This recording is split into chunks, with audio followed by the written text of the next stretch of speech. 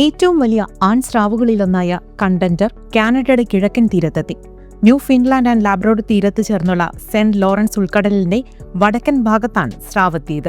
ഏകദേശം 14 അടി നീളവും 1600 പൗണ്ടിലധികം, ഏകദേശം 725 കിലോഗ്രാം ഭാരവുമുള്ള ഈ സ്രാവ് അറ്റ്ലാന്റിക് സമുദ്രത്തിൽ ടാഗ് ചെയ്തതിൽ വെച്ച് ഏറ്റവും ഭീമനാണ്. സമുദ്ര ജീവികളെക്കുറിച്ച് ഗവേഷണം നടത്തുന്ന ആഗോള ലാഭരഹിത സ്ഥാപനമായ ഓഷിയർച്ചാണ് കണ്ടന്ററിന് ട്രാക്കർ ഘടിപ്പിച്ചത്.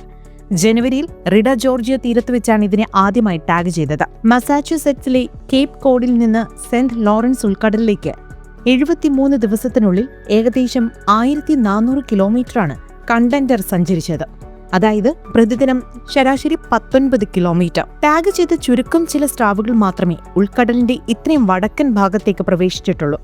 ഭക്ഷണ ലഭ്യതയിലെ കുറവാണ് സ്രാവിനെ ഇത്ര ദൂരം സഞ്ചരിക്കാൻ പ്രേരിപ്പിച്ചത്. നിലവിൽ കണ്ടന്റർ ഉള്ള മേഖലയിൽ ഹാർബർ സീലുകൾ, ഗ്രേ സീലുകൾ, മറ്റു മത്സ്യസമ്പത്ത് എന്നിവ ധാരാളമായി ഉള്ളതാണ് സ്രാവിനെ ആകർഷിക്കുന്നതെന്ന് ഗവേഷകർ വ്യക്തമാക്കി. ഒക്ടോബർ 2-നാണ് കണ്ടന്ററിൽ നിന്നുള്ള അവസാന സിഗ്നൽ പിങ്കായി രേഖപ്പെടുത്തിയത്.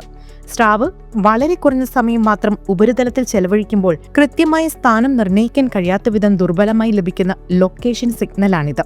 ഇതുപോലുള്ള വെളുത്ത സ്രാവുകൾക്ക് കിഴക്കൻ മെക്സിക്കോ ഉൾക്കടൽ മുതൽ തെക്കൻ ന്യൂ ഫിൻലാൻഡ് തീരം വരെ വ്യാപിച്ചു കിടക്കുന്ന വലിയ മൈഗ്രേഷൻ പാറ്റേണുകൾ ഉണ്ടെന്ന് 2022 ഡിസംബറിൽ ഒരു പഠനം കണ്ടെത്തിയിരുന്നു.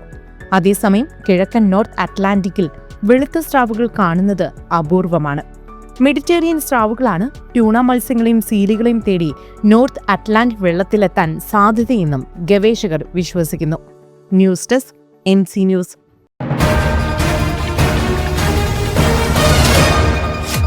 MC ന്യൂസ്, കനേഡിയൻ മലയാളികളുടെ വാർത്താജാലകം.